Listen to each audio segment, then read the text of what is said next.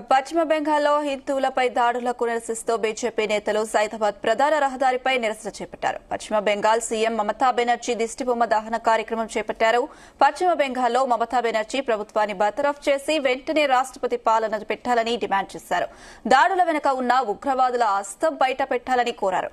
ఈ కార్యక్రమంలో బీజేపీ భాగ్యనగర్ జిల్లా అధ్యక్షులు నిరంజన్ యాదవ్, సైదాబాద్ కార్పొరేటర్లు పాల్గొన్నారు. లూటీ మాఫీ చేస్తున్న ఈ మమతా బెనర్జీ బాధ్యత భాగ్యనగర్ జిల్లా ఆధ్వర్యంలో ఈరోజు పశ్చిమ బెంగాల్లో జరుగుతున్న హిందువులపై జరుగుతున్న దహన కాండకు నిరసనగా ఈరోజు నిరసన వ్యక్తం చేయడం జరిగింది.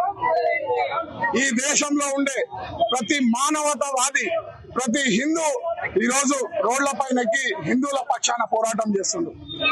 మానవత్వం లేనటువంటి ఒక ముఖ్యమంత్రి, మరి ఒక మహిళ అయి ఉండి ఎంతో మంది మహిళలను అత్యాచారం చేస్తుంటే, చిన్న చిన్న పిల్లలను అత్యాచారం చేస్తుంటే మరి కళ్ళప్పగిచ్చి చూస్తూ ఈరోజు హిందువులను ఊచకోతకు ప్రేరేపిస్తున్నటువంటి మమతా బెనర్జీ వెంటనే గద్దె దిగాలని భాగ్యనగర్ జిల్లా భారతీయ జనతా పార్టీ హెచ్చరిస్తుంది.